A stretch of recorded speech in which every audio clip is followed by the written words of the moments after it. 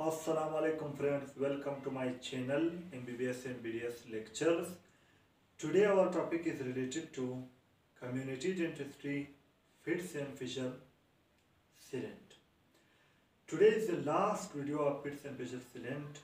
In first video we already studied the definition and types of fits and fissure sealant. In second video we already studied the method of sealant application. Today is the last video of fits and fissure sealant, in which we study the indication and contraindication of fits and fissure sealant. Before going to explanation, if you want to watch the same lecture in Urdu Hindi, I already upload the same lecture in Urdu Hindi on my YouTube channel. Go and watch that video.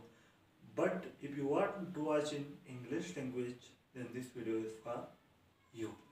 Now today topic is about indication for sealant and contraindication for sealant. Indication means uses where we use fits and fissure sealant. Contraindication means where we cannot use fits and fissure sealant.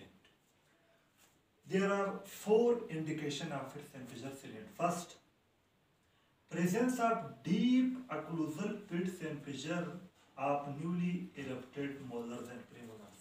If newly erupted premolars and molars have deep fits and fissure, then we should go for fits and fissure sealant.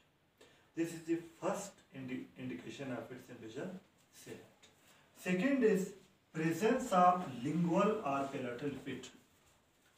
If on the lingual surface of tooth or palatal surface of tooth fit is present, then we cannot go for restoration. We will simply go for fits and fissure sealant.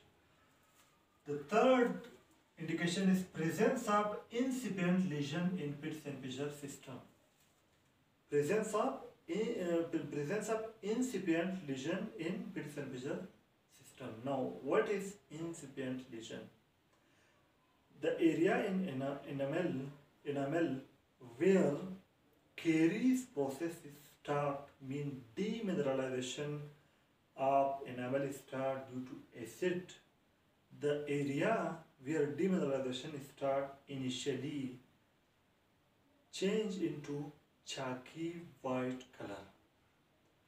When enamel surface where demineralization start change into white chalky appearance, this initial lesion is called incipient lesion.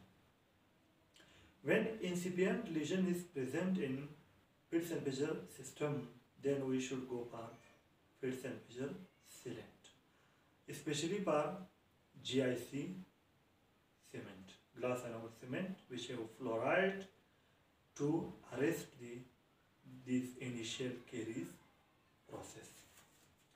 The fourth indication is children or young patient with high caries risk. If young or children have high caries risk, then we should go for fits and fissure sealant. Now, why high caries risk?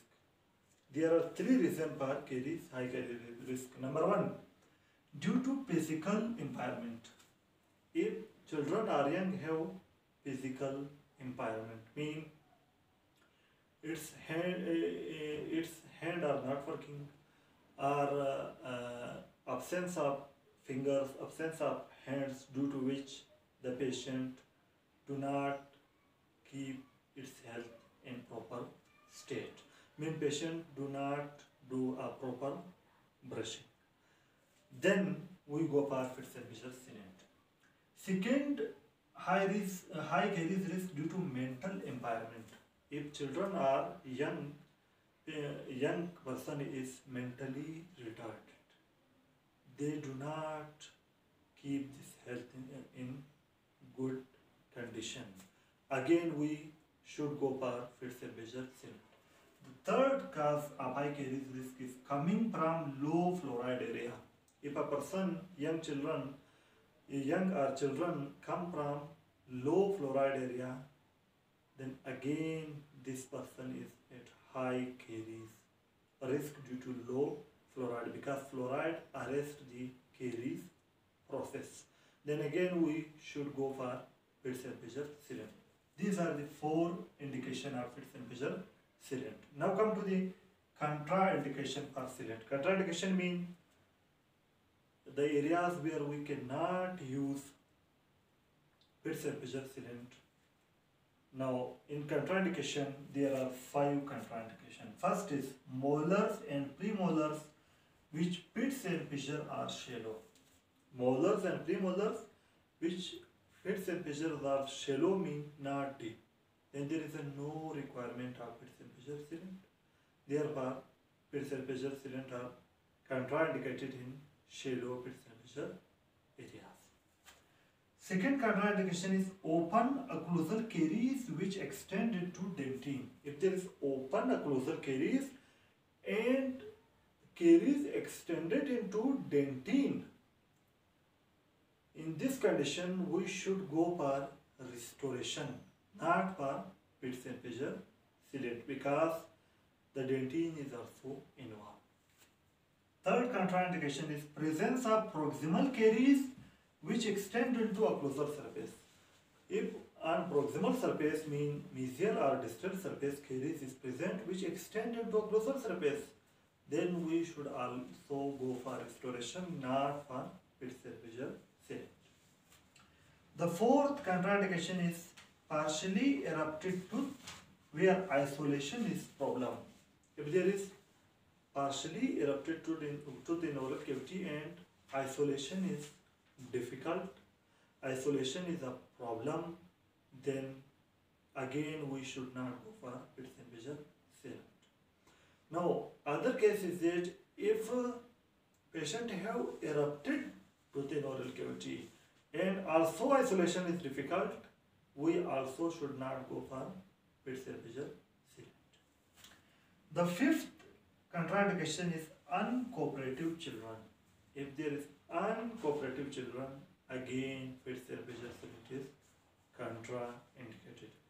Now today we studied indication for sealant, contraindication for sealant.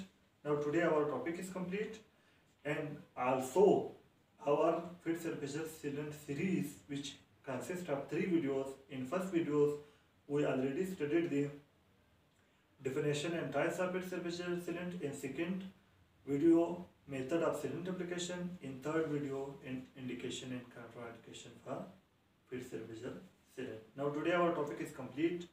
If you like my video, press the like button and share this video with your friends. If you are new to my channel, subscribe my channel by pressing the red subscribe button, and also press the bell icon to open all notification in order to you receive my each new video notification. For watching my videos, I am very thankful to you. Thank you very much.